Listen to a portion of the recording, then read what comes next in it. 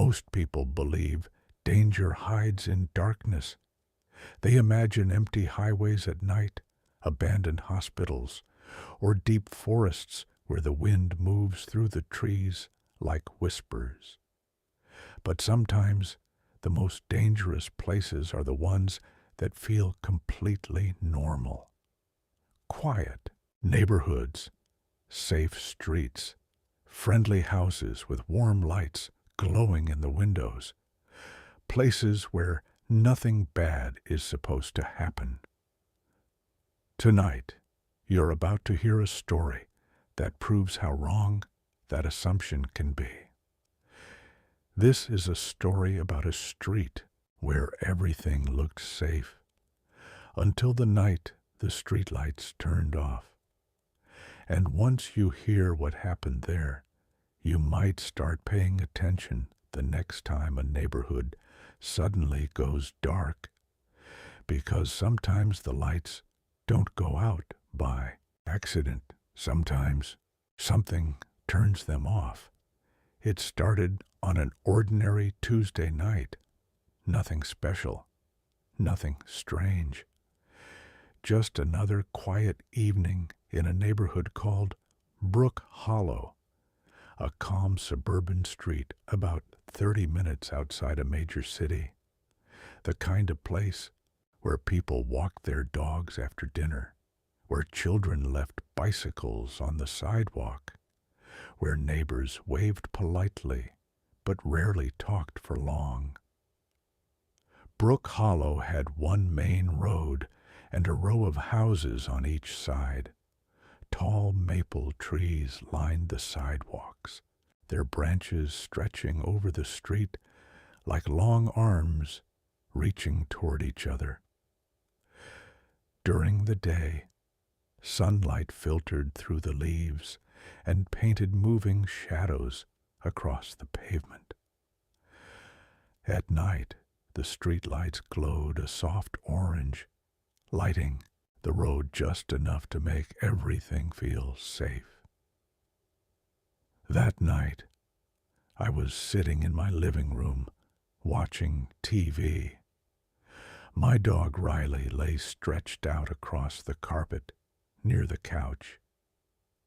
Outside, the neighborhood was completely still.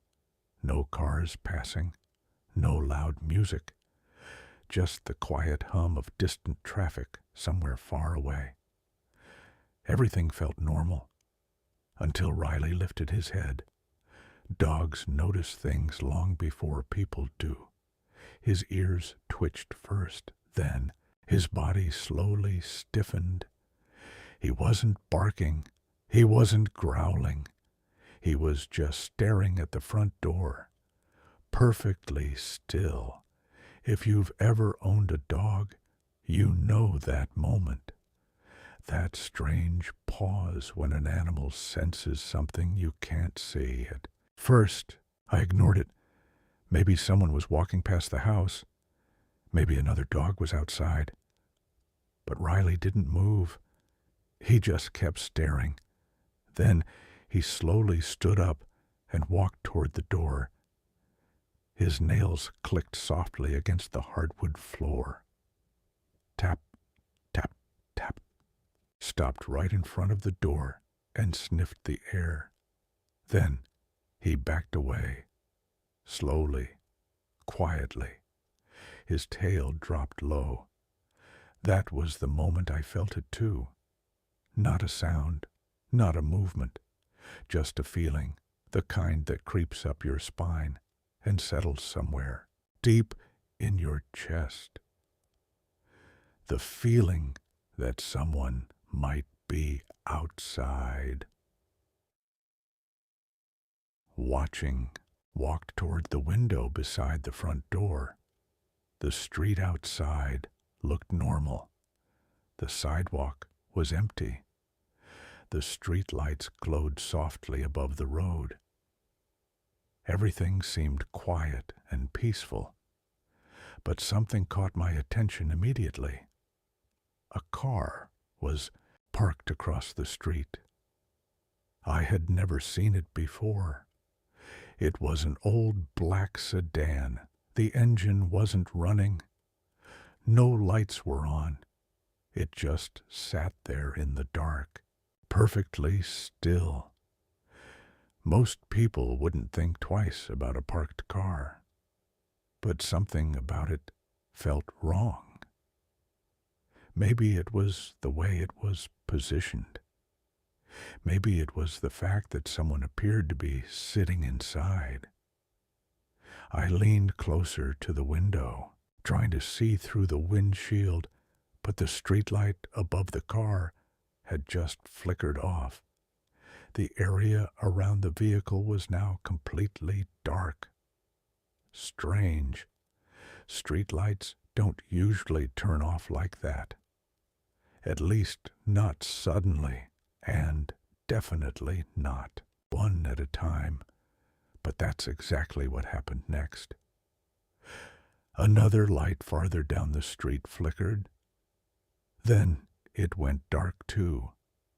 Now half the street was in shadow. The quiet neighborhood suddenly felt different.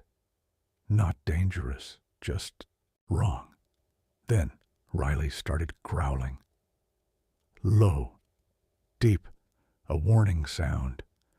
Not loud enough to alert the entire neighborhood, but loud enough to make my heart beat faster. Dogs don't growl unless something is seriously wrong. I looked back at the car. For a moment, nothing moved. Then the driver's door slowly opened.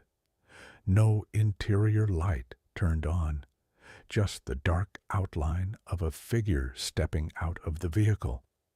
The person stood there beside the car, completely still, facing my house.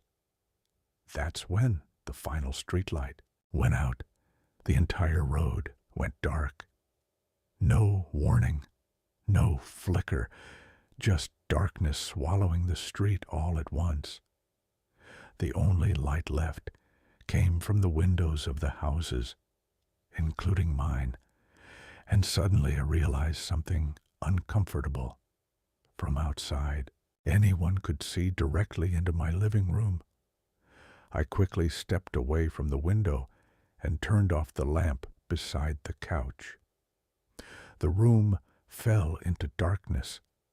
Now, whoever stood outside could no longer see inside, but I could still see them. Barely. Faint silhouette across the street, standing near the car, facing my house, not moving, not leaving, just standing there, watching. A minute passed, then another. The figure didn't move. My phone buzzed suddenly in my hand. A notification, unknown number, frowned and opened the message. The text contained only 4 words. Why did you hide? My stomach dropped. I looked back toward the street. The figure was gone.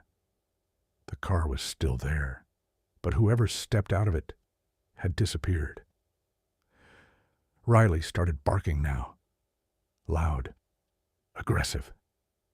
He ran toward the back door, scratching at it, whining, like he wanted to get away from the front of the house, or maybe from something that was now closer than before. Then I heard it slow sound behind me, not outside, inside, from the hallway. Footsteps, soft, careful, like someone walking through the house, trying not to be heard. The footsteps stopped. For a moment, the house went completely silent. Even Riley stopped barking. He stood frozen near the back door, his ears raised and his body tense like a statue. I slowly turned toward the hallway.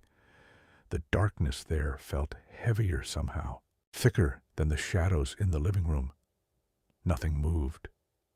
Nothing spoke. But the feeling remained, the unmistakable sense that someone was inside my house. My first thought was that maybe I had imagined the sound. Old houses make noises Wood expands, floors creak, pipes shift. But this wasn't that. Those footsteps had rhythm, weight, purpose. Someone had been walking, and they had stopped the moment I noticed. My phone buzzed again in my hand. Another message from the same unknown number. I hesitated before opening it. For some reason, part of me already knew what it would say. The screen lit up. A single line of text appeared. "You should have left the lights on." A cold wave moved through my chest. My eyes slowly lifted toward the hallway again. Still nothing. But suddenly, every shadow inside the house looked deeper, more alive, more dangerous. I forced myself to breathe slowly, think logically. There had to be a simple explanation. Maybe someone had broken into the house earlier. Maybe they were hiding, waiting until the right moment to leave. That thought alone was enough to make my heart race. But another possibility was worse. What if the person from the car had somehow entered the house, the back door, the windows? Maybe one of them hadn't been locked. I realized something then. Riley hadn't run toward the front door. He ran toward the back, toward the kitchen, toward the part of the house that faced the backyard, which meant whatever frightened him was behind us. Another sound echoed through the hallway, a soft creak, the unmistakable sound of a wooden floorboard shifting under weight. Slow, careful, the kind of step someone takes when they're trying not to be heard. Whispered Riley's name. Riley. He didn't look at me. His eyes were locked on the hallway. His growl returned, low, quiet, but filled with warning. The hair along his back stood up. That was enough. I grabbed the nearest thing I could use as a weapon. Heavy metal flashlight sitting on the coffee table. Then I moved slowly toward the hallway. Each step felt louder than it should. My breathing sounded like thunder in my ears. Halfway to the hallway entrance, my phone vibrated again. Another message. I stopped walking. Against my better judgment, I looked down. The screen glowed in the dark. "Don't go in there." I froze. My heart slammed against my ribs. How could they know what I was doing? The hallway in front of me remained dark and silent. No movement, no breathing, nothing. But the message meant one thing. Whoever was texting me could see me. I spun around toward the living room windows. But outside, the street was still completely dark. The car remained parked across the road. No one visible. No movement, just the quiet outline of houses and trees. Yet the feeling of being watched grew stronger, like invisible eyes following every step. I looked back toward the hallway again. Then Riley suddenly barked. Loud, sharp, not toward the hallway, toward the back door, the kitchen. Another creak echoed through the house, this time from the kitchen floor. Something moved back there. My stomach twisted because the kitchen window faced the backyard, and the backyard fence separated my property from the alley behind the houses. Anyone could climb that fence. Anyone could enter the yard. Anyone could reach the back door. And if the door wasn't locked earlier, my chest tightened. I suddenly couldn't remember locking it. Riley began backing away from the kitchen entrance, step by step. His growl deepened. I followed his gaze. The darkness in the kitchen looked thicker than the rest of the house. The moonlight barely reached that far. Only the faint glow from the refrigerator clock gave the room shape. Green numbers reading 1:42 a.m. Then something moved. Just for a second, a shape passed across the faint light, too quick to understand, too smooth to be normal. Tightened my grip on the flashlight. "Hello," I called out. My voice sounded weaker than I expected. No response. The house swallowed the word instantly. Then my phone buzzed again. Another text. I didn't want to read it, but I did, because curiosity is sometimes stronger than fear. The message said, "Wrong direction." A loud knock suddenly exploded from the front door. I jumped so hard, the flashlight almost slipped from my hand. Riley barked wildly now. The knock came again. Harder. 3 slow hits against the wood. Knock, knock, knock. Someone was at the front door, but the person in the kitchen hadn't moved. The shape still lingered near the back of the house, which meant 2 things were happening at once. Someone outside, someone inside. My mind raced. Was this some kind of prank? A group of people messing with me? But the messages, the darkness, streetlights, none of it felt like a prank. It felt planned, deliberate. The knocking stopped. Then a voice came from outside. Calm, friendly. Police. Open the door. Relief washed through me instantly. Police. Someone must have reported the suspicious car. Maybe a neighbor noticed something strange. I hurried toward the front door, but Riley didn't follow. Instead, he stayed near the kitchen, growling louder than ever. That should have been my warning. But fear makes people ignore warnings. I reached for the door handle. Then my phone buzzed again. One more message. I glanced at the screen, and the words there made my blood freeze. Don't open it. I slowly looked through the peephole. The street outside was pitch black. No streetlights, no headlights, no flashing police lights, just darkness. But someone was standing there, a tall figure, close enough to the door that I could barely see their shape. They knocked again, this time softer, more patient. "Open the door," the voice repeated, but something about the tone felt wrong, too calm, too rehearsed.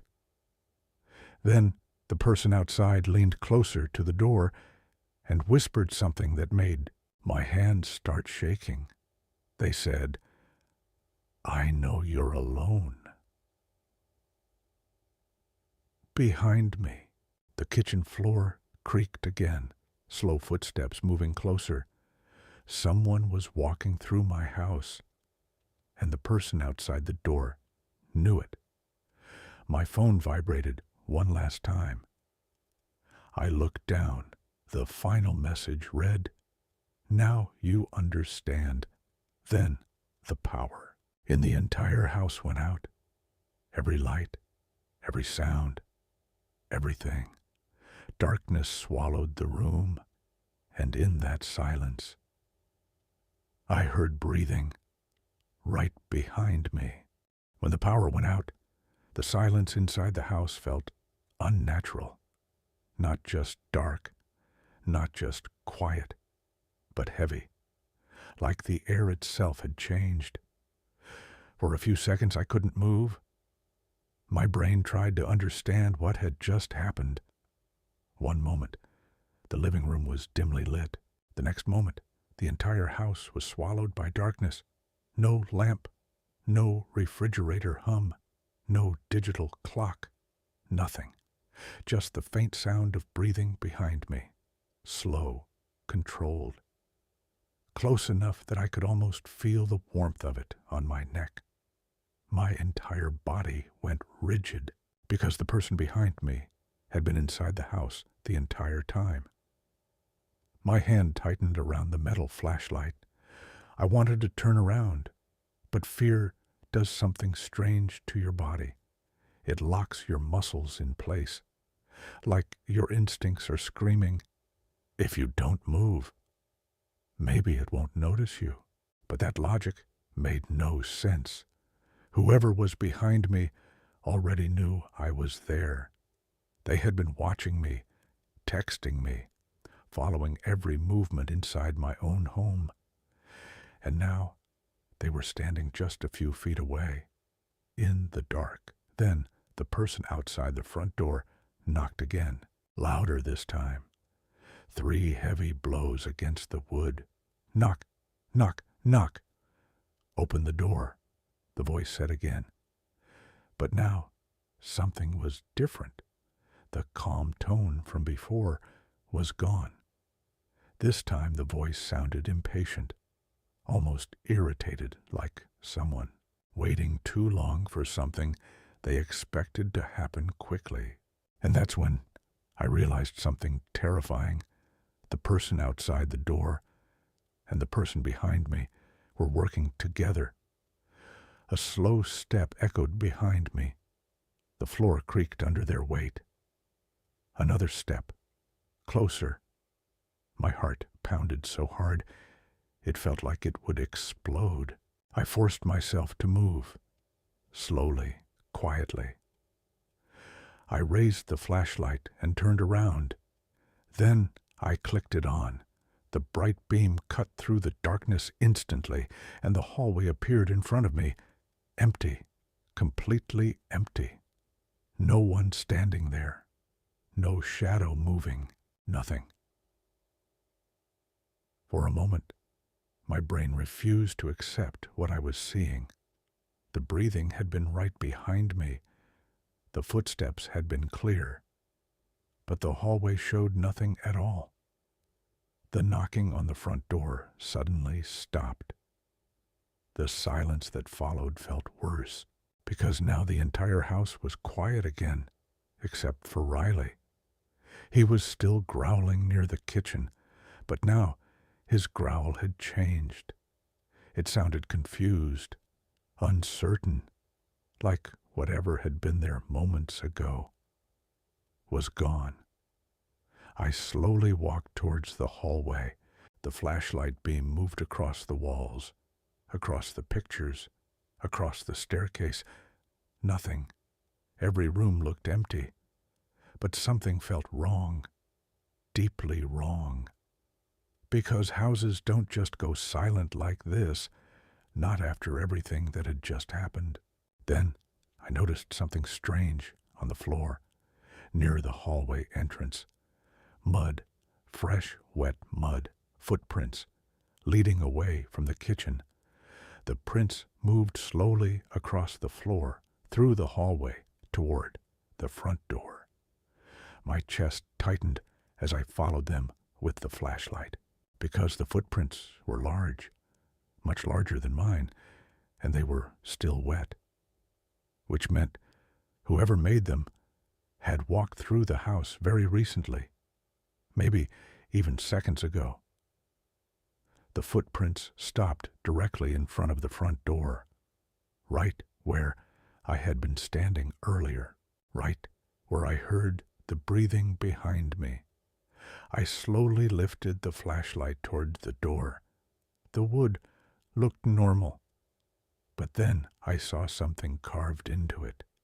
3 small scratches, deep, fresh, like someone had dragged something sharp across the surface. Then my phone buzzed again. I nearly dropped it. The screen lit up with another message. Look outside. Every instinct told me not to. But curiosity is powerful, and sometimes fear makes you desperate to understand what's happening. I moved slowly toward the window beside the door. The flashlight beam cut across the glass. Outside, the street remained completely dark. No street lights, no passing cars, just silent houses and tall trees swaying gently in the wind.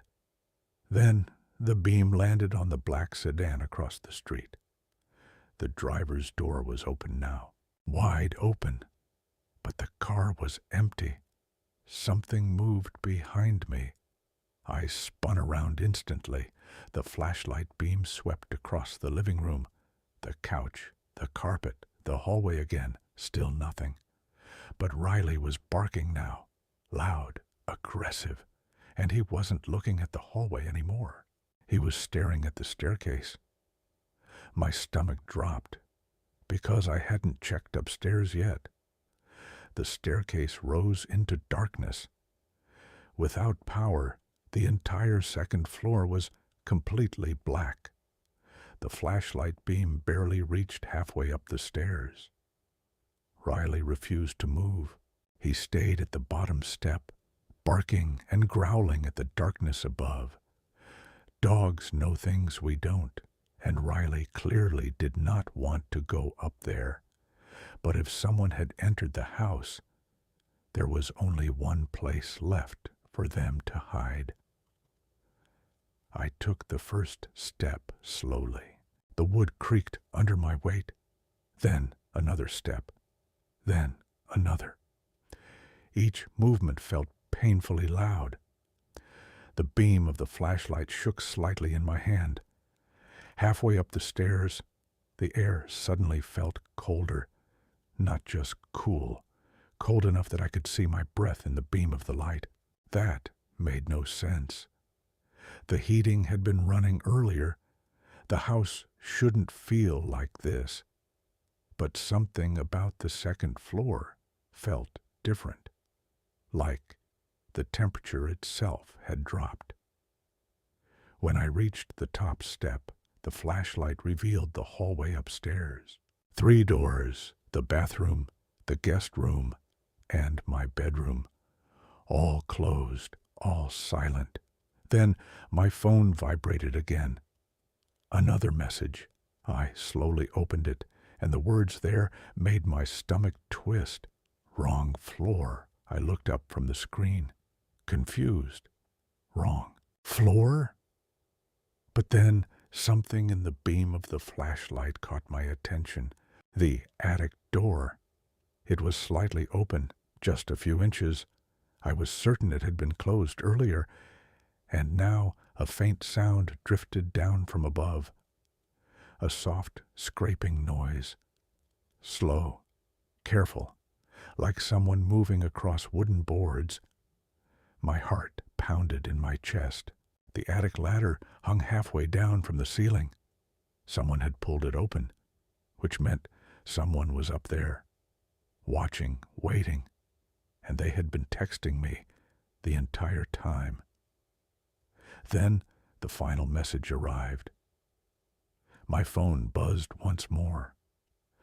I stared at the screen, and the words there made my blood run cold. Now come find me. Above my head, the attic floor creaked. Something moved directly over me, and then, very slowly, the attic ladder began to unfold the rest of the way down, by itself. The attic ladder continued unfolding. Slowly, one wooden section after another dropped down with soft, mechanical clicks. Each sound echoed through the silent house. Click, pause, click, pause. I stood frozen beneath it, the flashlight beam shaking slightly in my hand. The ladder finally locked into place, touching the floor directly in front of me. Above it, the attic opening looked like a dark mouth in the ceiling, completely black. No movement, no sound.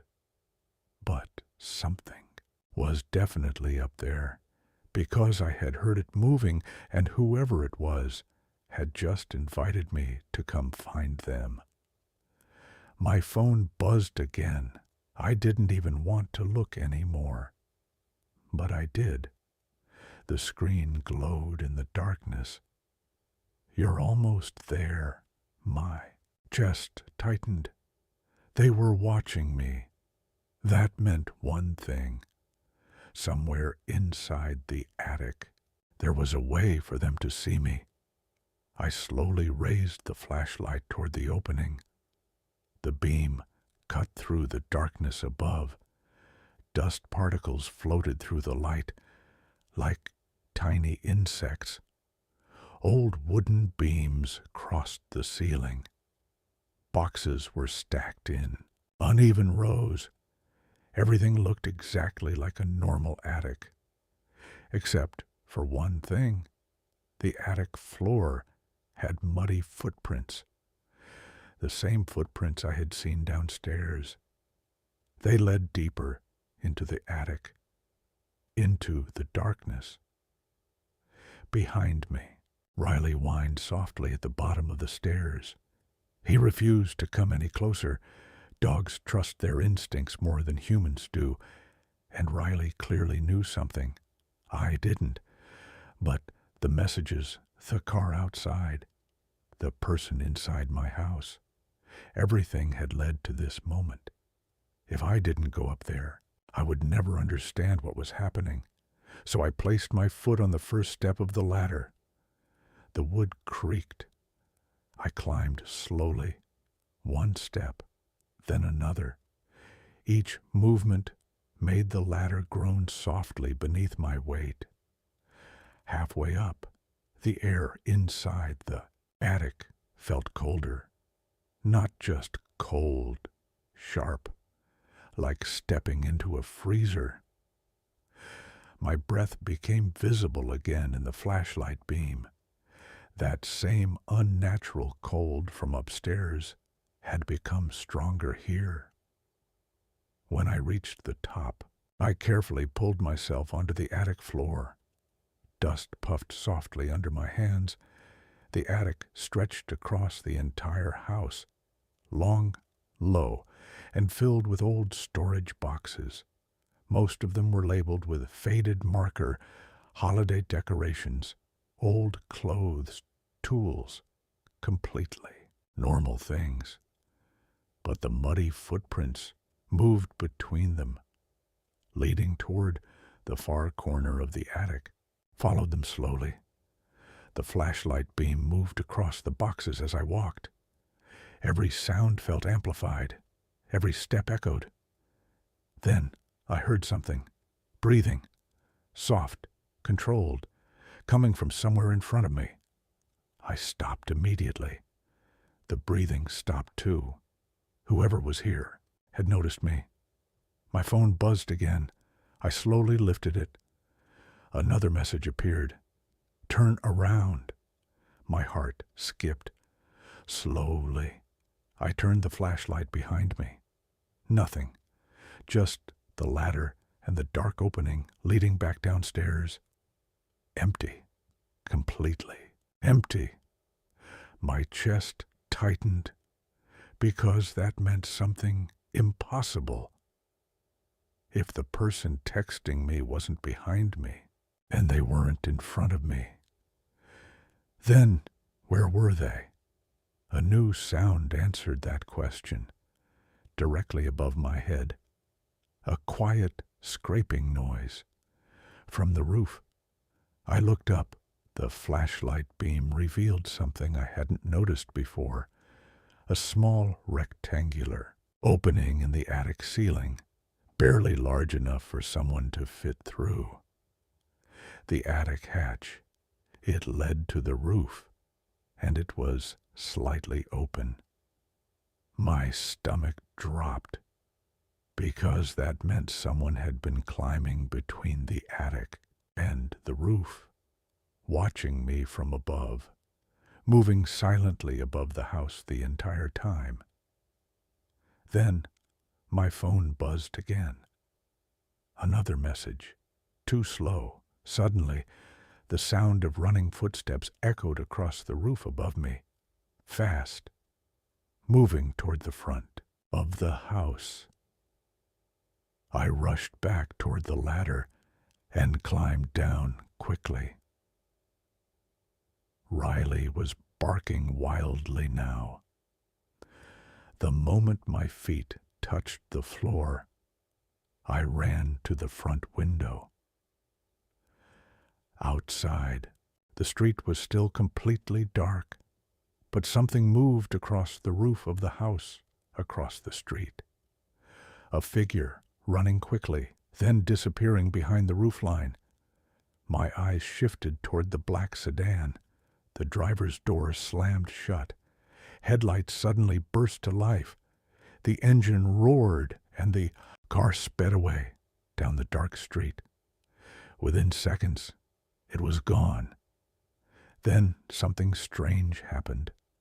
The streetlights flickered back on, one by one. Orange light returned to the road. The neighborhood looked normal again. Peaceful. Safe. Like nothing had happened. I stood there, breathing heavily, trying to process everything. The house was quiet again, the attic empty, the car gone. No sign of whoever had been watching me. My phone vibrated one final time. I looked down slowly. The last message read, "Good reaction time." I frowned, confused. Then another message appeared immediately after, from a completely different number. Unknown again. But the words were different this time. Official, cold, and far more disturbing. The message said, "Thank you for participating in Neighborhood Surveillance Test 14. My heart stopped. Another message appeared below it. "Your responses have been recorded." And then the final message came, the one that made my hands start shaking. "We will return in 30 days. Outside, the streetlights flickered again, just once. And for a brief moment, I noticed something that made my blood run cold. Across the street, the roof of another house. Someone was standing there, watching, and this time, they weren't hiding.